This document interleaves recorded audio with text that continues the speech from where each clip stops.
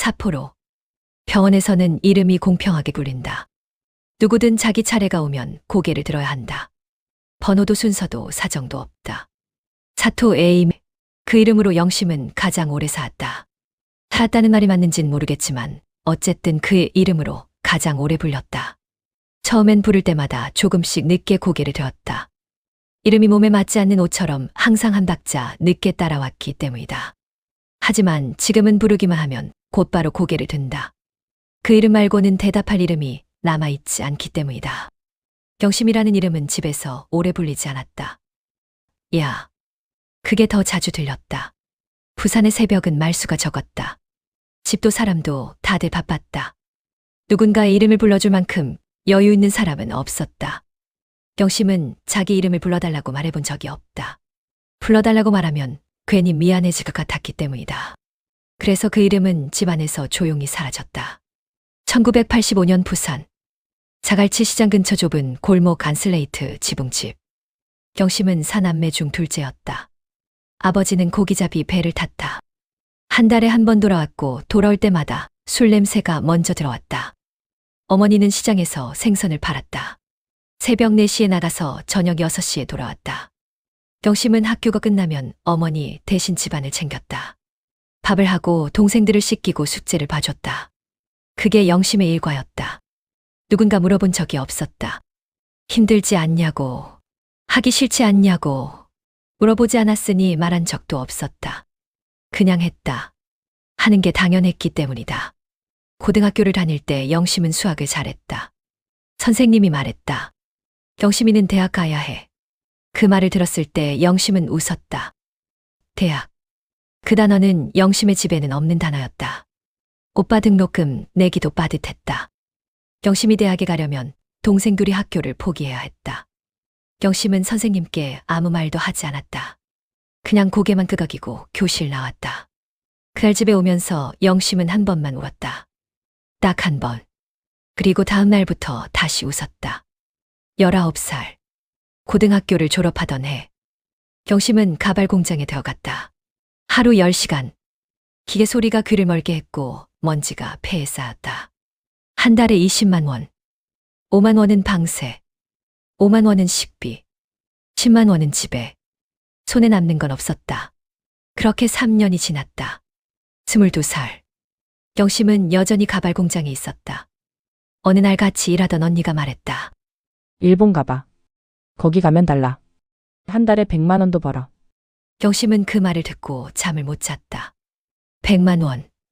그 돈이면 어머니가 시장 안 나가도 됐다. 그 돈이면 동생들 학비가 됐다. 그 돈이면 영심도 처음으로 자기 몫이 생겼다. 일은 힘들어도 돈은 돼. 그 말은 설명이 없었다. 얼마나 힘든지도 얼마나 되는지도 아무 말도 없었다. 그냥 돈은 된다는 말뿐이었다. 그 말 하나로 영심은 자기 이름 하나를 접었다. 짐은 가방 하나였다. 옷 몇 벌과 주소 적힌 쪽지와 아무도 불러주지 않은 자기 이름. 부산항. 배가 떠나는 날 아침. 엄마가 나왔다. 시장 앞치마를 두르고 있었다. 일을 쉬고 나온 게 아니었다. 일 나가는 길에 들은 거였다. 고생 많이 할 거야. 응. 힘들면 바로 와. 연락 자주 해. 더 할 말이 없었다. 어머니가 먼저 돌아섰다. 등이 작았다. 영심은 그 등을 오래 봤다. 저 등이 얼마나 무거운지 영심은 알고 있었다. 자기도 그 무게를 나눠서 지고 있었기 때문이다. 배가 떠날 때 누군가는 울었고 누군가는 손을 흔들었다. 영심은 아무것도 하지 않았다. 울면 돌아가야 할 것 같았고 손을 흔들면 다시 불릴 것 같았기 때문이다. 관부 연락선. 배 안은 비슷한 사람들 가득했다. 짐이 작고 눈이 불안한 사람들. 영심은 그들을 봤다. 다들 비슷한 이유로 떠나는 거였다. 돈. 그 하나. 말하기엔 너무 단순하지만 그게 전부였다. 바다는 검었다. 밤새 배가 흔들렸다. 영심은 잠을 못 잤다. 눈을 감으면 어머니의 등이 보였다. 사포로는 조용한 도시였다. 눈이 오면 소리가 더 줄어들었다. 사람들은 큰 소리로 망가지지 않았다. 대신 아무도 모르게 조용히 늙어갔다. 영심은 그 도시가 마음에 들었다. 울지 않아도 이상하지 않았고 말이 없어도 눈에 띄지 않았다. 조용한 도시는 조용한 사람을 잘 숨겨주었다. 브로커가 데려간 곳은 스스키노의 작은 가게였다. 스스키노. 삿포로의 밤을 먹여 살리는 동네. 네온사인이 하늘을 가렸고 취한 사람들이 골목을 채웠다. 영심은 그 골목을 처음 걸으며 생각했다. 여기서 버텨야 한다. 이름은 이걸로 써. 사토 에이미. 종이에 적힌 그 이름은 가볍게 보였다. 뜻도 없고 사연도 없고 불러도 아무 기억이 따라오지 않는 이름. 그래서 쓰기 편했다. 이 이름으로는 울 필요가 없었고 이 이름으로는 사정을 설명하지 않아도 됐다. 사토 에이미는 항상 괜찮았고 항상 웃을 수 있었다. 영심은 그게 마음에 들었다. 가게 이름은 유키였다. 유키는 눈이다. 삿포로에 어울리는 이름이었다. 마마는 50대 일본 여자였다. 말이 적고 눈치가 빨랐다. 첫날 마마가 말했다. 옷은만 잘 팔면 돼. 몸은 팔지 않아도 돼. 영심은 고개를 끄덕였다. 그 말이 얼마나 복잡한 뜻을 가졌는지는 나중에 알았다. 가게에서는 에미짱이야 불렸다. 에미짱은 웃어야 했고 잔을 정확히 잡아야 했고 계산을 틀리면 안 됐다. 에미짱에게는 컨디션이 없었고 기분도 없었다. 있는 건 오늘도 나왔다는 사실뿐이었다. 영심은 에미짱을 사았고 에미짱은 살아남았다. 그게 중요했다. 한 달이 지났다. 영심은 2번 울었다. 한 번은 화장실에서, 한 번은 새벽에 혼자 걸으면서. 화장실에서 울 때는 손으로 입을 막았다. 소리가 새면 안 됐기 때문이다.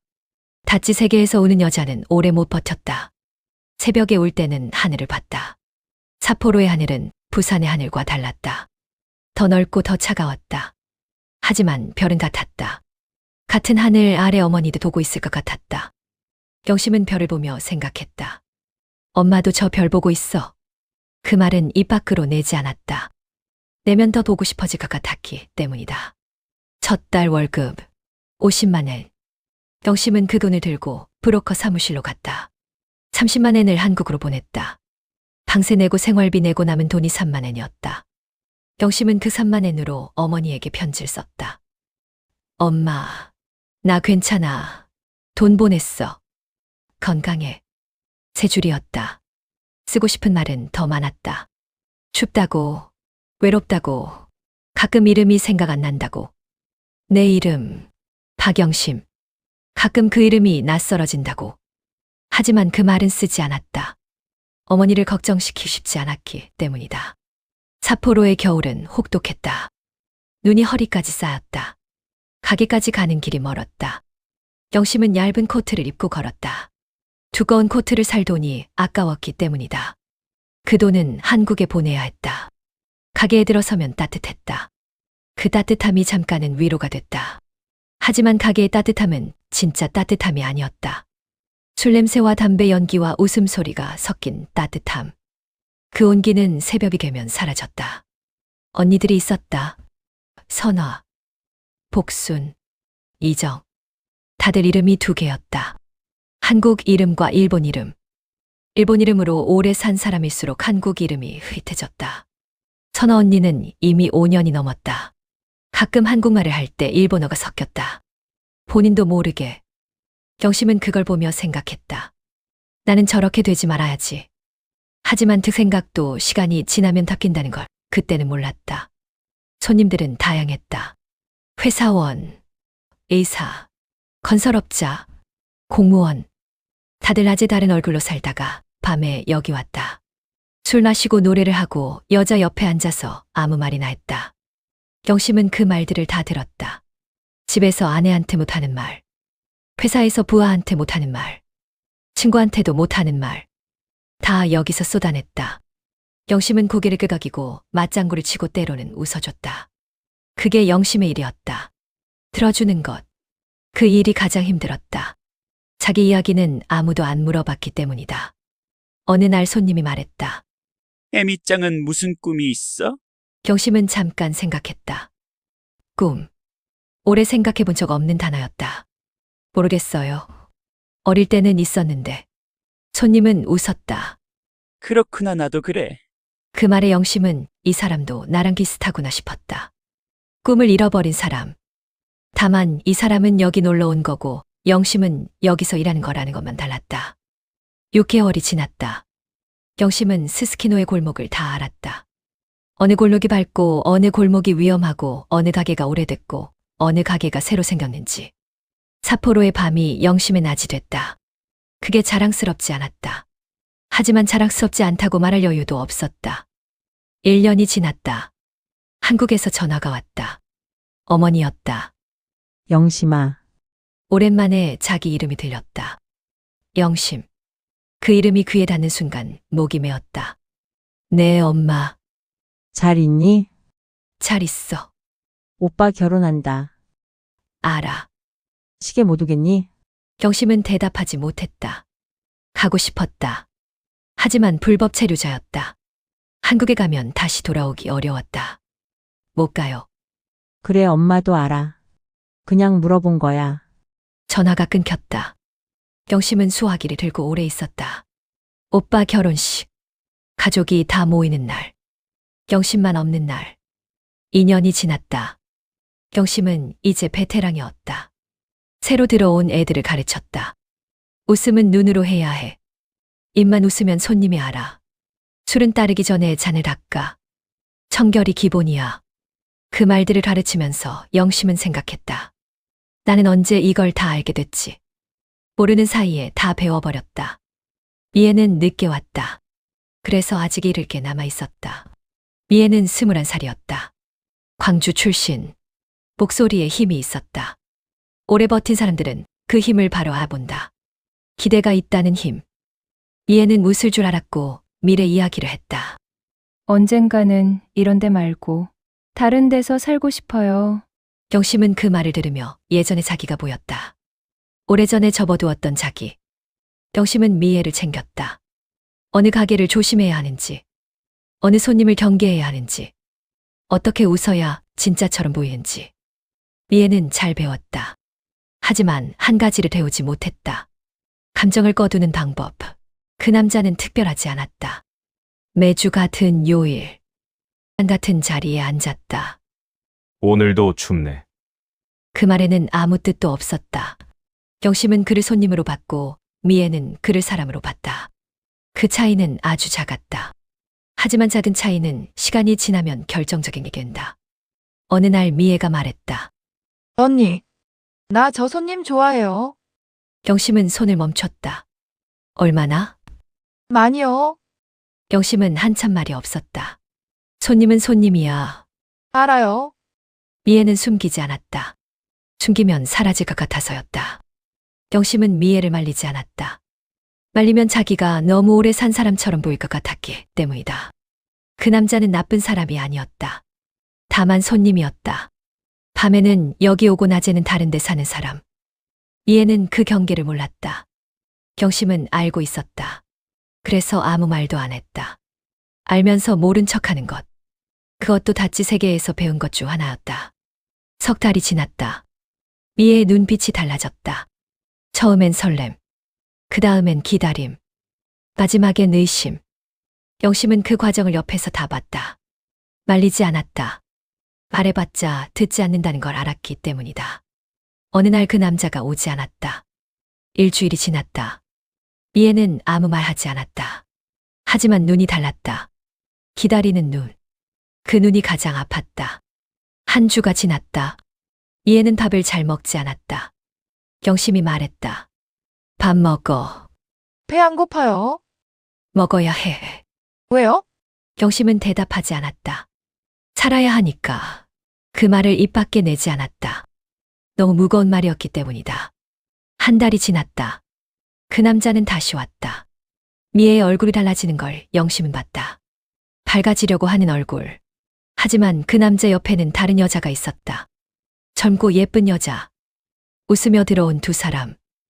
미애는 그 모습을 봤다. 경심도 봤다. 내 여자친구야. 그 말은 누구도 붙잡지 않았고 둘 다 놓아버렸다. 미애는 다음날 나오지 않았다. 인사도 이유도 남기지 않았다. 짐이 없어졌고 연락이 끊겼다. 다찌에서는 그런 이별이 가장 흔했다. 말없이 오고 말없이 가는 것. 경심은 미애의 빈자리를 봤다. 치워야 했다. 다음 사람이 올 자리였기 때문이다. 3년이 지났다. 경심은 25이 됐다. 한국에서 동생이 결혼했다. 막내 동생.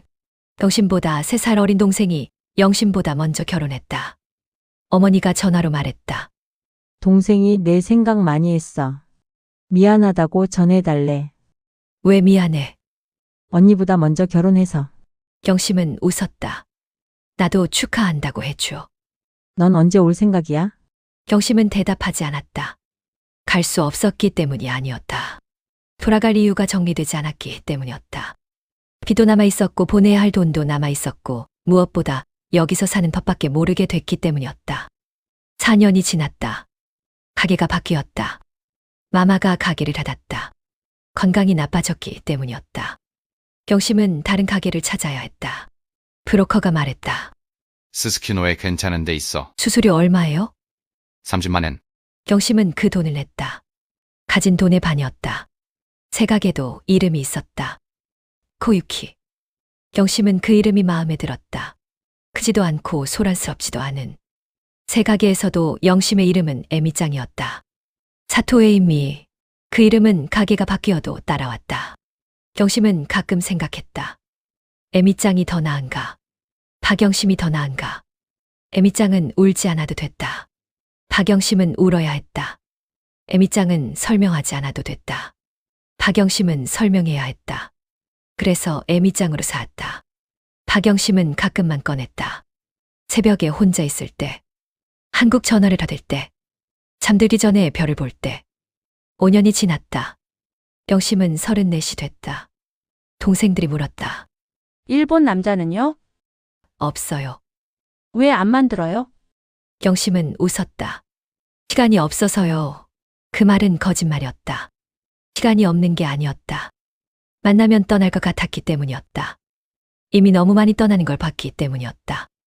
어릴 때 아버지가 배를 타고 떠났고 언니들이 가게를 떠났고 미애가 말없이 떠났다. 영심은 더 이상 떠나는 걸 보고 싶지 않았다. 그래서 처음부터 만들지 않았다. 어느 날 새 닷지가 들어왔다. 부산 출신이었다. 어디서 왔어요? 부산이요. 영심의 가슴이 뛰었다. 오랜만에 들어보는 부산 사투리. 어디? 남포동이요. 나도 부산이야. 정말요? 둘은 한참 이야기했다. 자갈치 시장, 국제시장, 광복동. 그 이름들이 나올 때마다 영심의 눈에 뭔가가 차올랐다. 고향. 그 단어가 이렇게 따뜻한 줄 몰랐다. 그 닷지는 6달 만에 떠났다. 나 한국 가요. 왜요? 엄마가 아파서. 그렇구나. 언니는 언제 가요? 영심은 웃었다. 나는 아직. 그 닷지가 떠나고 영심은 혼자 남았다. 또 보냈다. 7년이 지났다. 어머니가 전화했다. 영심아. 응. 아무 말도 안 해도 돼. 그냥 목소리 들으려고. 영심은 전화기를 들고 오래 있었다. 어머니도 말이 없었다. 둘 다 아무 말 없이 그냥 있었다. 전화요금이 얼마 나올지 몰랐다. 하지만 끊을 수 없었다. 어머니의 숨소리가 들렸다. 살아있다는 소리. 그게 위로가 됐다. 8년이 지났다. 영심은 처음으로 생일을 기억하지 못했다. 가게 동생이 말했다. 언니 생일이잖아요. 그래, 잊고 있었다. 동생이 케이크를 사왔다. 작은 케이크. 초 하나. 영심은 그 초를 보며 생각했다. 뭘 빌지. 소원이 뭔지 몰랐다. 한국 가고 싶다는 건 아니었다. 돌아가고 싶다는 것도 아니었다. 그냥 이름 하나로 살고 싶었다. 에미짱도 아니고 사토 에이미도 아닌 박영심. 그 이름으로만. 하지만 그 소원은 말하지 않았다. 말하면 더 외로울 것 같았기 때문이다. 9년이 지났다. 영심은 가게 마마가 됐다. 부마마. 원래 마마가 몸이 아파서 잠시 자리를 비웠다. 애미가 잠깐 맡아줘. 제가요? 애미 말고 누가 해? 영심은 처음엔 어색했다. 다찌들에게 지시를 해야 했고, 매출을 관리해야 했고, 손님 컴플레인을 처리해야 했다. 하지만 금방 익숙해졌다. 이미 다 알고 있는 일이었기 때문이었다. 보고 배운 게 9년이었다. 마마가 돌아왔을 때 말했다. 애미 잘했어. 감사합니다. 나 대신 계속 해줄 수 있어? 네. 그게 전환점이었다. 에미짱은 이제 에미마마가 됐다. 손님이 부르는 이름이 하나 더 늘었다. 영심, 에미짱, 에미마마. 세 개의 이름. 영심은 가게를 맡아 돌렸다. 매출은 안정됐다. 다찌들은 바뀌었지만 가게는 그대로였다. 한국에서 새로 온 애들이 물었다. 마마는 언제부터 있었어요? 영심은 대답하지 않았다. 계산해보면 슬퍼질 것 같아서. 어느 날 엄마가 입원했다. 돈이 얼마나 필요해? 500만 원. 엄마가 전화했다. 이렇게 많이 보내서 어떡해. 괜찮아. 너 밥은 먹고 다니냐? 걱정 마세요. 추운데 옷은? 따뜻하게 입고 다녀. 알았어요. 수술 잘 될 거야. 그래 고맙다. 전화를 끊고 영심은 가게 화장실에서 울었다. 손으로 입을 막고 소리 없이. 엄마는 수술을 잘 마쳤다. 엄마는 깨어났다. 정말 다행이었다. 빨리 와야 하지 않아? 영심은 대답하지 못했다. 갈 수 있었다. 그 사이 체류 자격이 생겼기 때문이다. 결혼.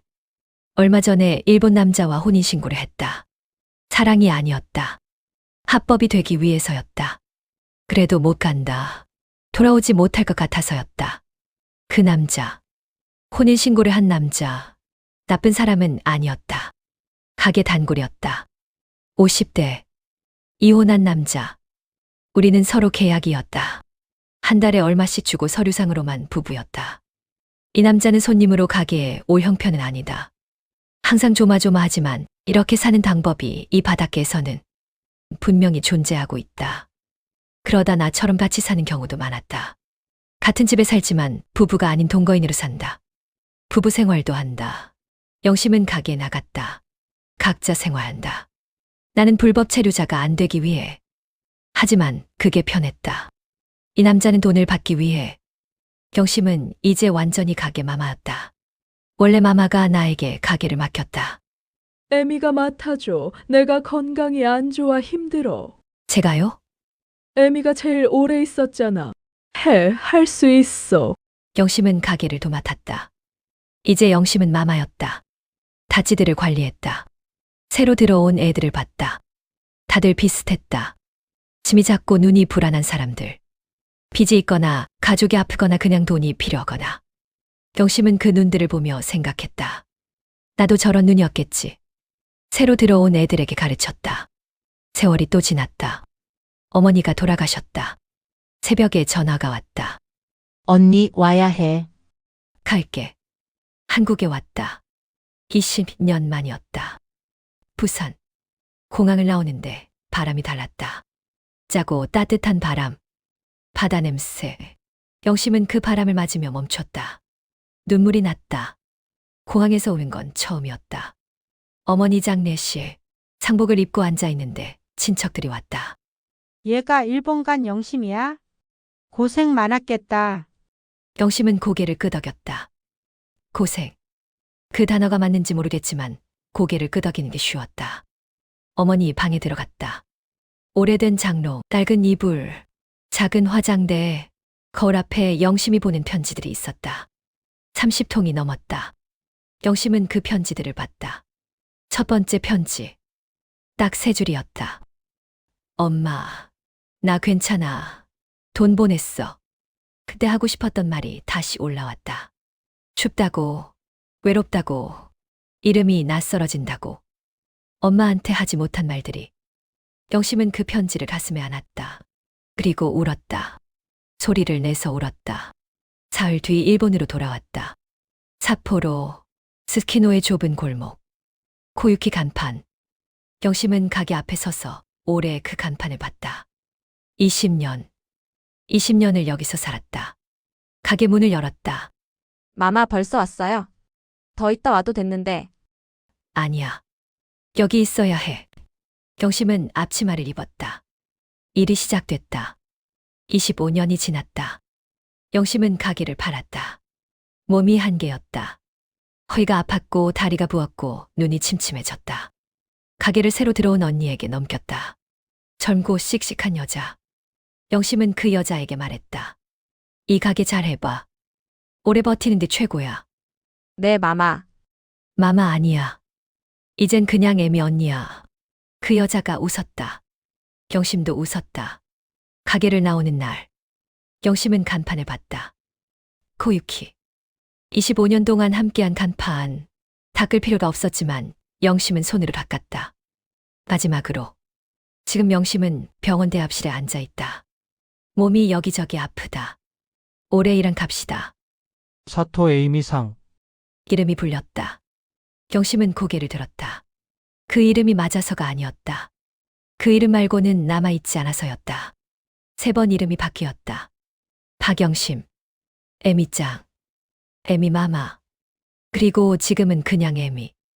어느 이름으로 오래 살았는지는 모르겠다.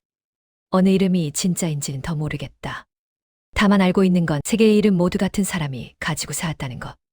부산의 그 좁은 집, 자갈치 시장 냄새, 관부 연락선의 검은 바다, 사포로의 첫눈, 스스키노의 네온, 가게 화장실의 차가운 벽, 새벽 혼자 걷던 길, 별, 어머니 목소리, 이의 빈자리, 케이크 위에 조하나. 그것들이 영심의 25년이다. 화려하지 않다. 드라마 같지도 않다. 하지만 진짜다. 사랑보다 오래 남는 건 버틴 시간이다. 병원 창밖으로 눈이 내린다. 사포로의 눈, 작고 하얗고 조용하다. 영심은 그 눈을 본다. 코유키. 아직도 그 이름이 마음에 든다. 영심이는 여기 있었어. 이름이 3번 바뀐 여자. 이 이야기는 실제로 일본에서 살았던 수많은 다찌 여성들에게 바칩니다. 이름이 몇 번이 바뀌었든 당신은 살아남았습니다. 그것으로 충분합니다. 다음 이야기는 히로시마, 경미의 이야기로 이어지겠습니다. 구독과 좋아요, 알림 설정은 큰 힘이 됩니다.